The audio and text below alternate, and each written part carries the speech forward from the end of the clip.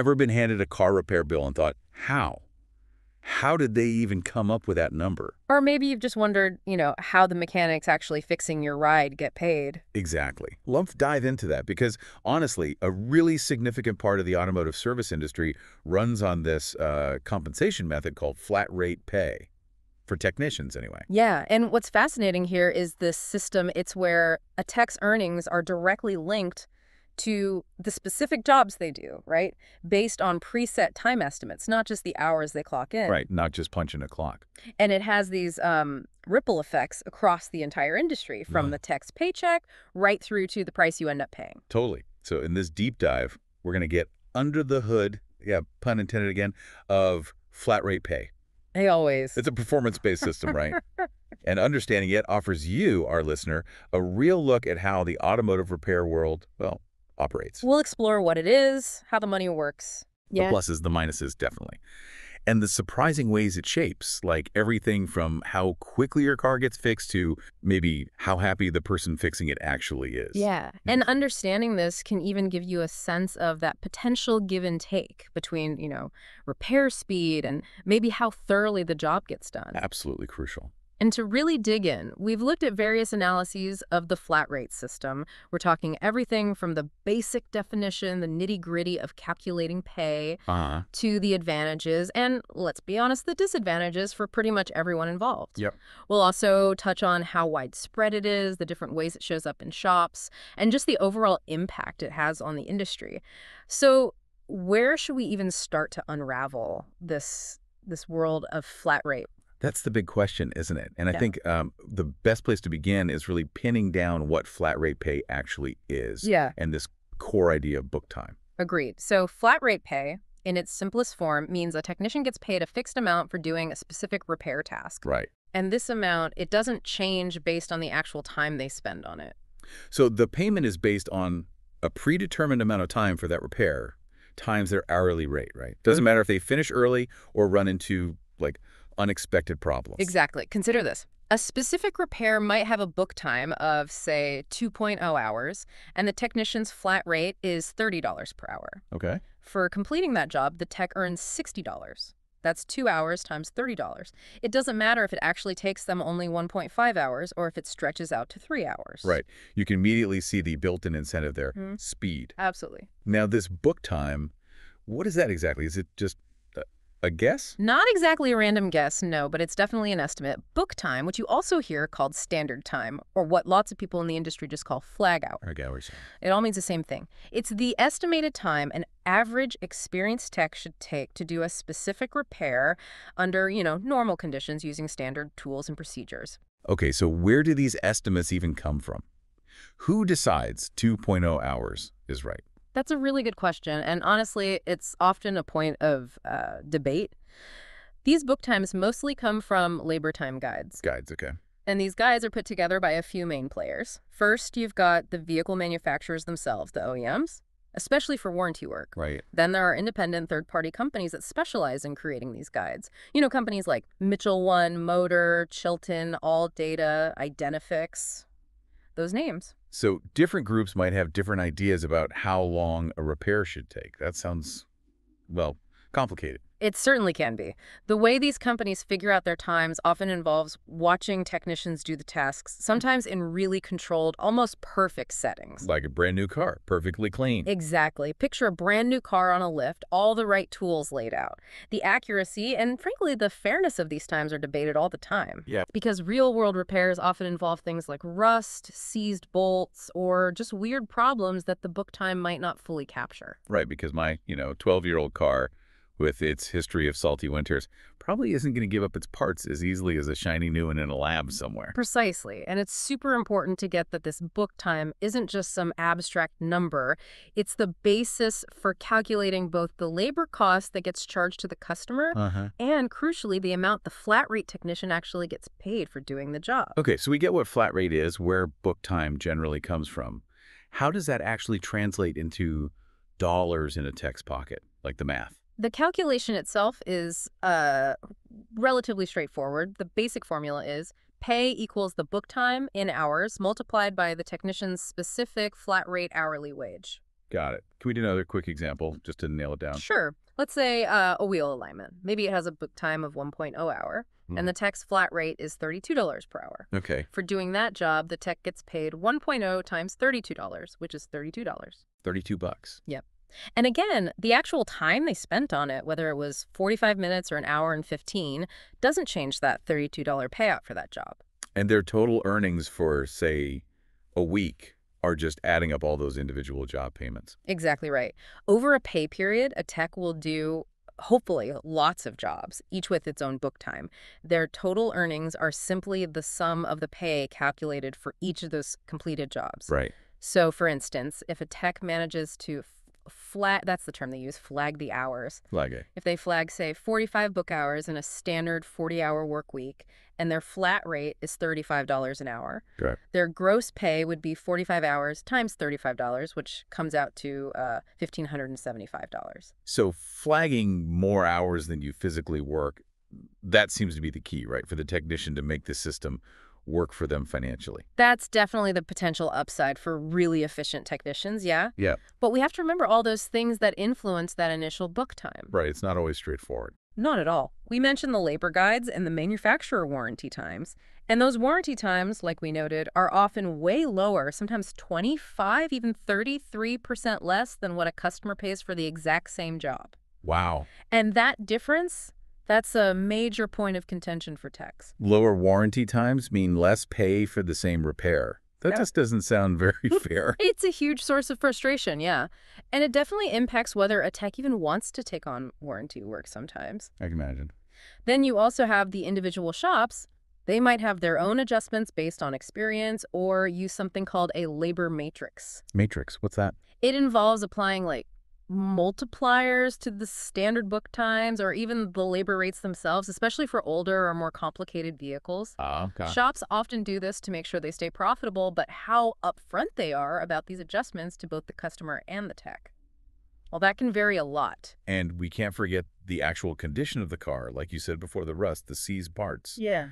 Things a generic book time might just gloss over. Absolutely. The real difficulty of a job and the state of the vehicle can massively affect the actual time needed. And standard book times often just don't fully capture that variability. Right. This can lead to a situation where a tech spends way more time on a job than the book time allows, and they just aren't paid for that extra effort. So it sounds like flat rate really focuses on the repair itself, the wrench turning. Yeah. But what about all the other essential stuff a tech does, like cleaning their bay, going to shop meetings, trying to figure out some tricky electrical gremlin, or, training? That's a really, really critical point. The flat rate system primarily pays for that direct hands-on labor based on book time. Yeah. Things like shop maintenance, meetings, helping out the newer guys, or those really complex diagnostic jobs that are hard to estimate up front. They often don't have standard flat rates tied to them. So no pay. Well, compensation for that kind of non-billable work needs separate, clear agreements between the tech and the shop. Without those agreements, technicians might end up doing these vital tasks basically unpaid. That seems like a pretty big blind spot in the whole system. It certainly can be a major source of dissatisfaction, yeah. And it can lead to techs feeling undervalued for everything they actually do. Uh-huh. And then there's overtime for flat rate techs. If they work more than 40 hours in a week, they're generally supposed to get overtime pay 1.5 times their regular rate. Okay, standard overtime. Yes, but figuring out that regular rate for a flat rate employee can be kind of tricky. It often involves taking their total weekly flat rate earnings and dividing it by the total hours they actually worked. Oh, right. That gives you an effective hourly rate, and that's what's used to calculate the overtime premium. So it's not as simple as just taking their flat rate wage, like the 35-hour, and multiplying by 1.5. Not usually, no. And it's worth mentioning that some states, California for example, have specific rules about how flat rate workers get paid, sometimes even requiring a base hourly wage plus bonuses instead of pure flat rate, just to ensure fair pay. Okay, so we've got a solid handle on what flat rate is, how the pay gets figured out. Now let's talk about the real-world impact on the technicians themselves. What are the upsides for them? Well, the main draw, the big carrot, is the potential to earn more money. Skilled, efficient, motivated techs, especially in busy shops, they have the chance to consistently beat the clock. Right. They finish jobs faster than the book time, flag more hours than they actually worked. Some really good techs report potentially earning way more than they might on a straight hourly wage in the same shop. So if you're fast, you know your stuff, you've got the tools, Yeah, you can really do well under this system. potentially. That's the potential, yeah. Yeah. It also gives a direct financial reward for their efficiency and their technical skill. Their income is directly tied to their output, Yeah, clear incentive. which can be a powerful motivator to keep improving their skills, their workflow. And in some shops, not all, but some, once they finish their assigned work, flat rate techs might have a bit more flexibility, maybe leave early, have more control over their day. That sounds pretty appealing. On the surface, anyway. Yeah. But, there are always two sides. What are the big downsides for technicians working flat rate? Probably the biggest one is the instability, the unpredictability of their income. Hmm. Paychecks can swing wildly depending on how busy the shop is, what kinds of jobs they get. Some just pay less for the time involved delays getting parts, or those unexpected snags that make a job take way longer. Right. This variability can make budgeting really tough and creates a lot of financial stress. They're super dependent on a steady flow of work coming through the door. That makes total sense. If the shop has a slow week, the techs feel it directly in their wallet. Exactly. And the constant pressure, the need to work fast to max out those flagged hours, that can lead to serious stress, anxiety, and eventually just burnout. Yeah. Techs might feel like their expertise isn't valued, especially when they're doing complex diagnostic work that maybe has a low book time, or if they get stuck doing mostly lower-paying warranty jobs. We touched on this earlier, but it's worth hitting again. The potential for the quality of the work to, well, suffer when speed is king. Absolutely. The way the pay is structured creates this inherent conflict, doesn't it? Between working fast to make money and taking the time needed for a really high-quality, thorough repair. Yeah, to attention. There's a temptation, maybe even perceived pressure, to cut corners or skip small details, which can lead to mistakes, those frustrating comebacks, repeat repairs. Oh, yeah, nobody wants those. And even raise safety concerns sometimes. And what about investing in their own skills, training? We mentioned how crucial that is now with how fast cars are changing. That's another key downside. Because they're mostly paid for billable flat rate hours, time spent on essential stuff like training, keeping up with new tech, or even mentoring the less experienced techs.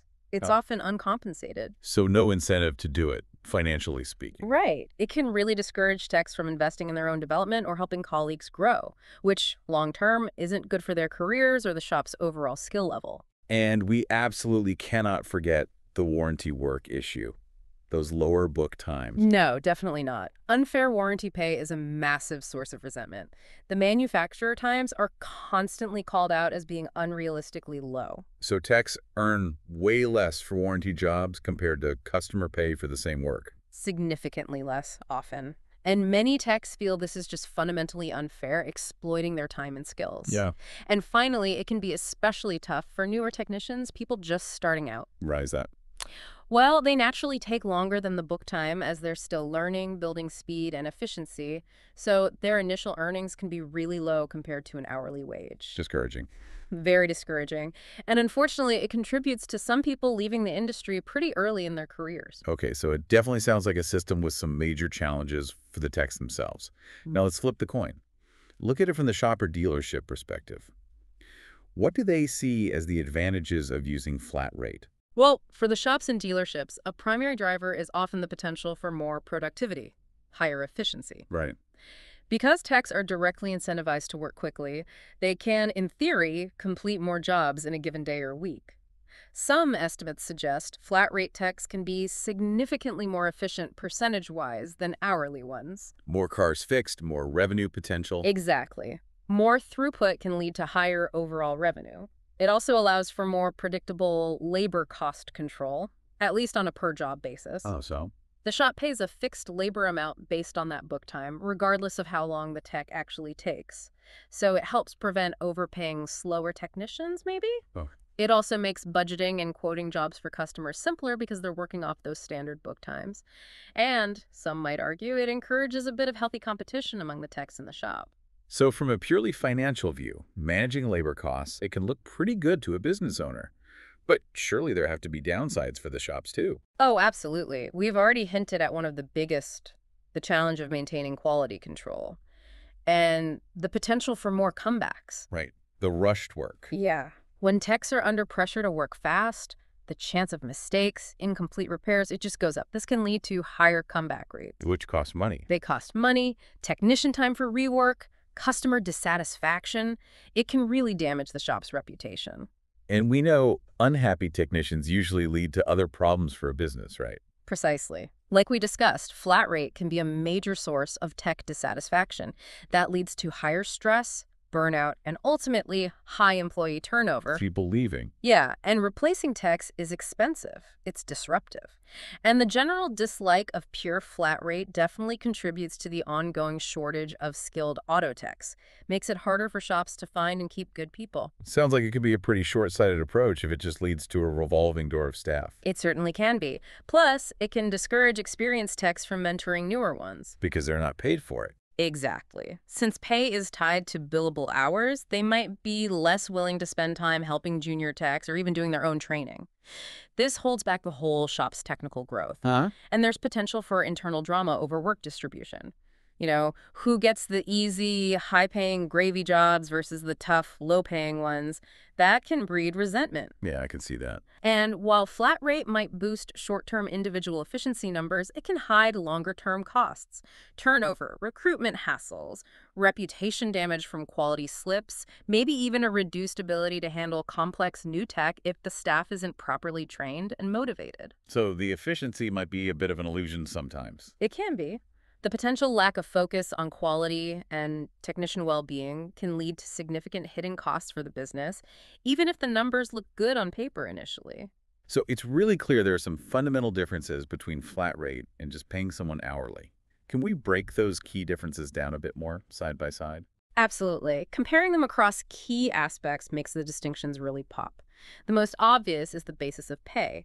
Flat rate is per job, based on book time. Hourly is for every hour the tech is on the clock. Right. The main incentive is also totally different. Flat rate strongly pushes for speed, volume of work.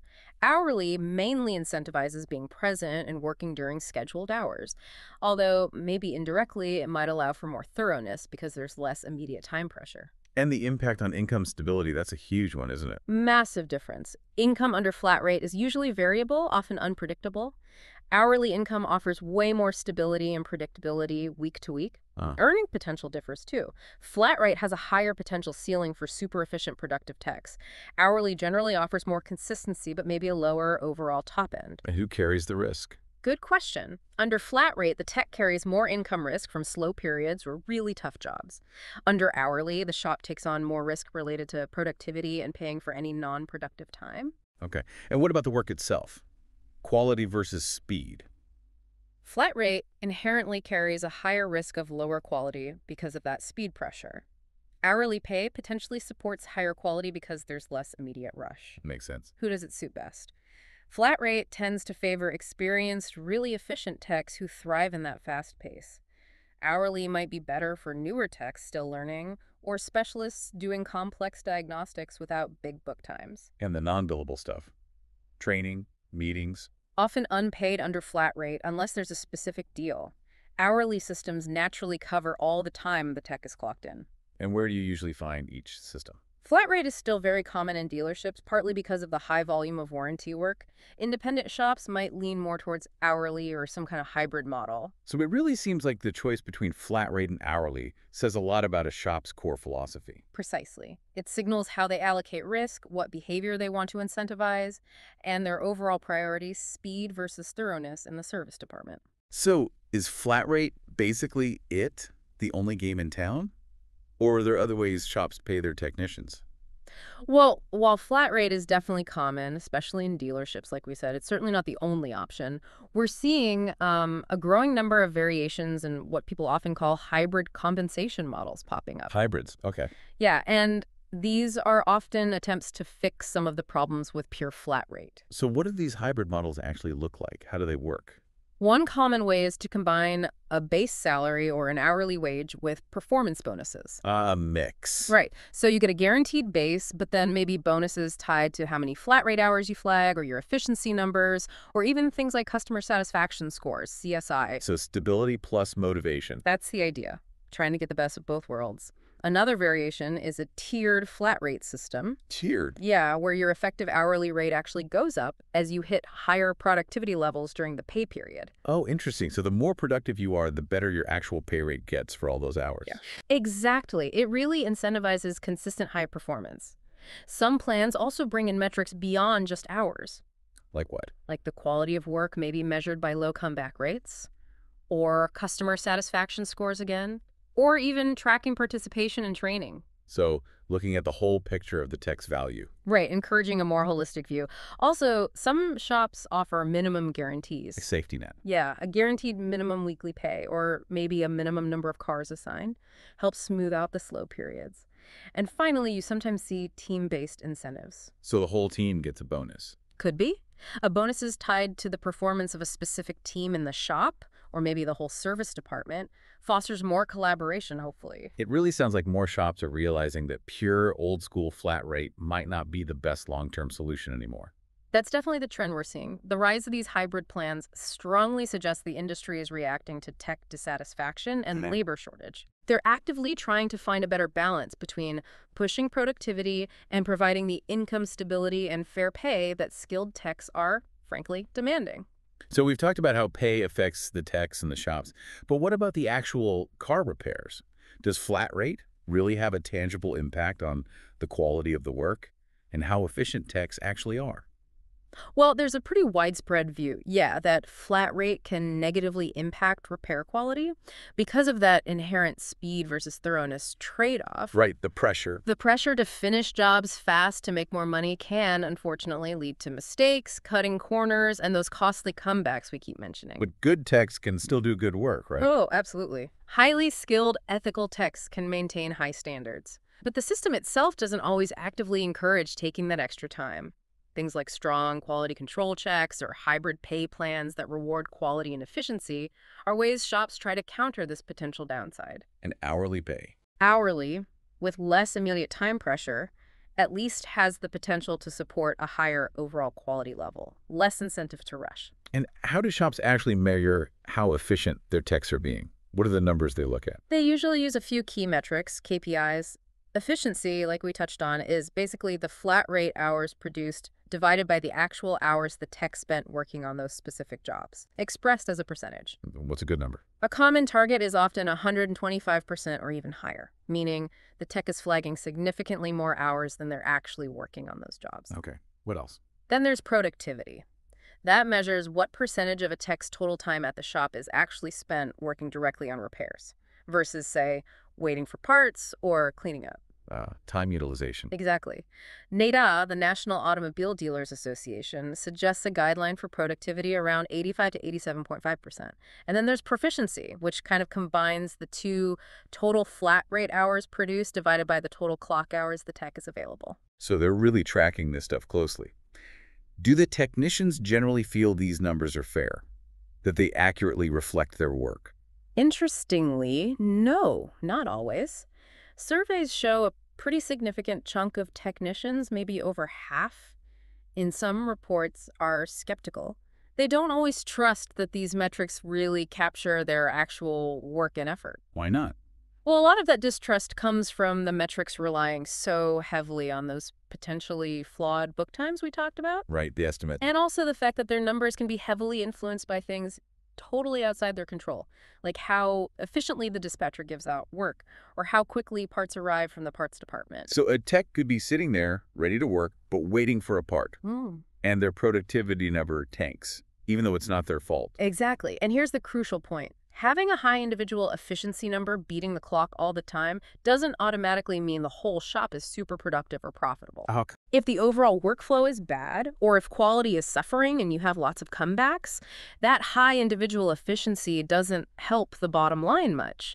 There can be a real disconnect between how efficient a tech looks on paper against book times and their actual skill, diagnostic ability, and value, especially on complex diagnostic work that might have a tiny book time but requires huge expertise. This whole system just sounds like it generates a lot of debate, a lot of strong feelings. Yeah. What are some of the main criticisms, the big controversies surrounding flat rate pay? You're absolutely right. It's a very, very hot topic. One of the biggest criticisms, as we've kind of woven through this, is just widespread technician dissatisfaction. Yeah. They constantly bring up income instability, the relentless pressure, the uncompensated time for vital tasks, the unfairness of book times feeling undervalued for their skills, and the resulting stress and burnout. Some techs even use pretty harsh terms to describe how they feel about the system. That really highlights how intense the feelings are. It really does. And the fairness and accuracy of those book times, it's a constant battleground. Techs argue they're based on perfect scenarios, not real-world rusty bolts and seized parts. Especially warranty times. Warranty times in particular are frequently slammed as being unrealistically low, almost exploitative. Like they're designed purely to save the manufacturer money at the tech's expense. Plus, there's often zero transparency about how these times are set, and techs have basically no way to challenge a time they think is wrong. And the focus on speed and volume, it definitely brings up ethical questions too, right? Absolutely. The pressure to maximize billable hours can, unfortunately, create ethical dilemmas. The potential for upselling unnecessary services. To pad the hours. Yeah, the temptation to recommend or do work that's not truly needed just to flag more hours. That obviously erodes customer trust and hurts the whole industry's reputation. And, as we said multiple times, the perceived unfairness and instability of flat rate are seen as major factors driving the technician shortage. It discourages people from entering the field and pushes experienced techs out looking for something more stable and fair. It sounds like the traditional flat rate model might just be struggling to keep up with how cars themselves are changing.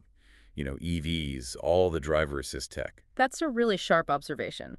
Modern vehicles, with all their complex electronics, software, ADAS systems, they often need way more time for accurate diagnosis. Which isn't paid well under flat rate. Exactly. Diagnostic work is often poorly compensated, and the need for constant training to keep up with this rapidly changing tech, often uncompensated too for flat rate techs. Right. Meanwhile, the amount of traditional mechanical repair work the stuff flat rate was kind of built for might actually be decreasing over time. And EVs. Yeah, there's a growing concern that the shift to electric vehicles, with potentially fewer moving parts needing regular service, could further squeeze earning potential for techs on flat rate. The system, as it stands, just struggles to properly value cognitive skills, diagnostics, and continuous learning, things that are absolutely essential now. So it really feels like the industry is at a kind of crossroads with technician pay. It really does seem that way. There's this ongoing and frankly increasingly urgent debate about alternatives, moving more towards hourly, maybe salaries for some roles, or refining those hybrid models we talked about. Trying to find something better. Yeah, all in an effort to offer more income stability, fairer pay for the whole job, and reducing that relentless pressure of pure flat rate. You hear more and more calls for shops to think outside the box, explore more innovative, more equitable ways to pay their skilled people. The core problem seems to be that the traditional flat rate system, designed for simpler cars and mostly mechanical tasks, is just becoming more and more misaligned with the demands of today's high-tech vehicles and the skilled professionals needed to fix them. It's not valuing the right things anymore. It seems like it's struggling to value critical things like diagnostics and continuous learning, and that's directly linked to the bigger industry problems. The image problem, attracting new talent, making the career economically attractive. So as we wrap up this deep dive, what are the absolute key takeaways for our listener about flat rate pay?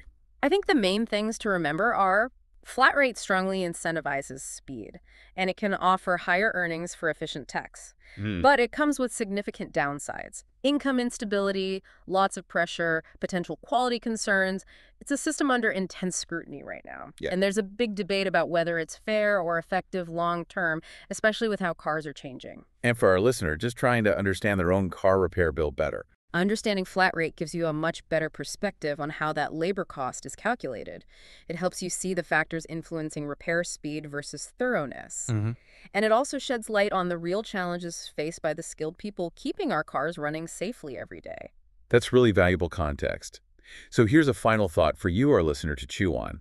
Given how complex cars are getting and how much we absolutely need skilled, dedicated technicians, is the traditional flat rate system really sustainable for the future of car repair? Or are more fundamental changes needed in how we actually value and pay these essential workers?